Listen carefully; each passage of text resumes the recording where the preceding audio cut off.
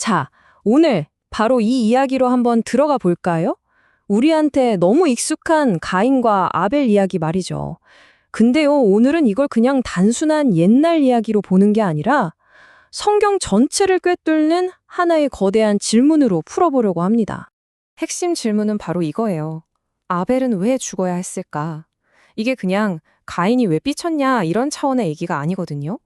이 질문은 성경 전체를 관통하면서 계속 반복되는 질문, 바로 의로운 사람이 왜 고난받는가에 대한 가장 근원적인 물음이라고 할 수 있습니다. 우선 아벨의 죽음이 어떤 의미가 있는지부터 좀 봐야 해요. 생각해보세요.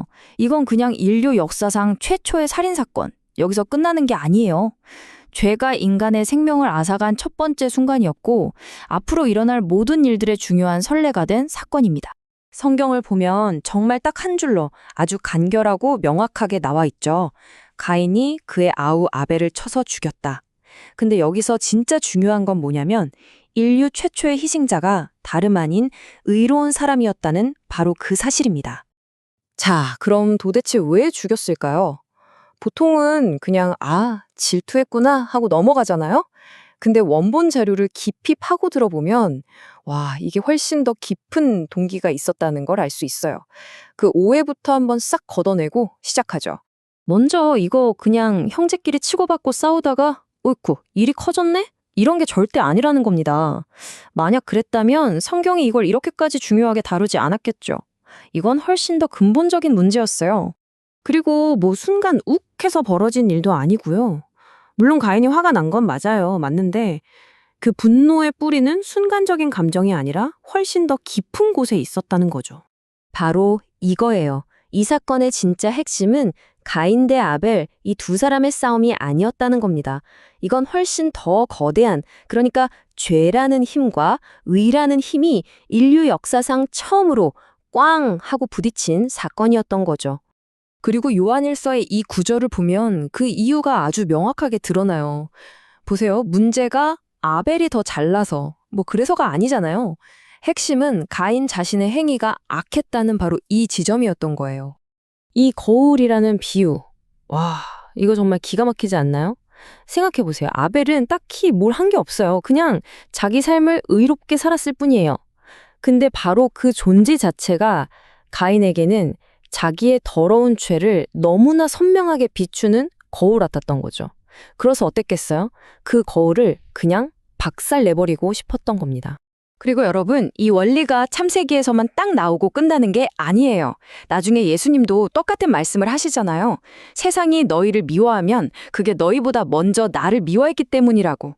그러니까 죄는 본능적으로 자기 정체를 폭로하는 의의를 그냥 두지 못하고 공격하게 되어 있다는 거예요. 아벨의 죽음은 그 역사의 시작을 알리는 첫 번째 증거였던 셈이죠. 자, 그런데 여기서 아마 가장 힘들고 또 가장 어려운 질문이 나올 수밖에 없습니다. 그럼 이 모든 걸 다 아시는 하나님은 도대체 어디에 계셨던 걸까요? 왜 의로운 아벨을 그냥 그렇게 죽게 내버려 두신 걸까요? 아마 많은 분들이 이 이야기를 읽으면서 바로 이 지점에서 가장 마음이 아프고 또 이해하기 힘들었을 거예요. 아니, 전능하신 하나님이신데 왜 이 끔찍한 비극을 그냥 보고만 계셨던 것처럼 보일까 하고 말이죠. 하지만 성경을 자세히 보면 하나님이 침묵하셨던 게 아니에요. 오히려 살인이 일어나기 바로 직전에 가인에게 직접 경고까지 하셨어요. 죄가 네 문 앞에 웅크리고 있다. 하지만 너는 그것을 다스려야 한다라고요. 그러니까 뭐예요? 선택권은 분명히 가인에게 있었던 겁니다. 자, 여기서 핵심이 나옵니다. 하나님 앞에는 두 가지 길이 있었던 셈이에요. 하나는 당장 개입해서 아벨의 목숨을 구하는 길, 그리고 다른 하나는 그의 의로움, 그 자체를 역사에 영원히 남는 증거로 세우는 길. 성경은 하나님이 두 번째 길을 선택하셨다고 이야기하는 겁니다.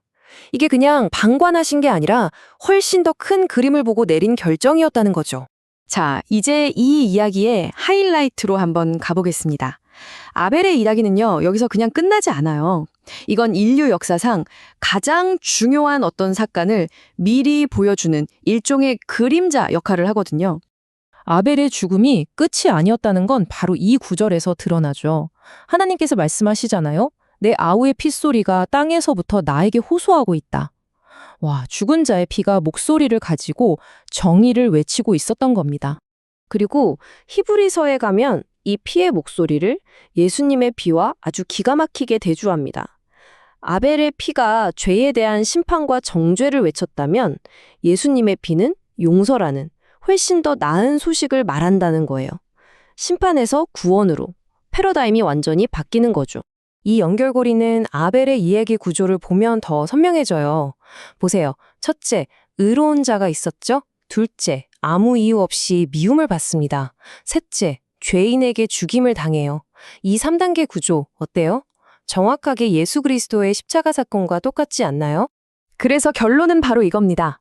아벨은 성경에 기록된 인류 최초의 순교자인 동시에 앞으로 오실 예수 그리스도가 어떤 분이신지를 미리 보여주는 예고편, 바로 그 그림자였던 겁니다.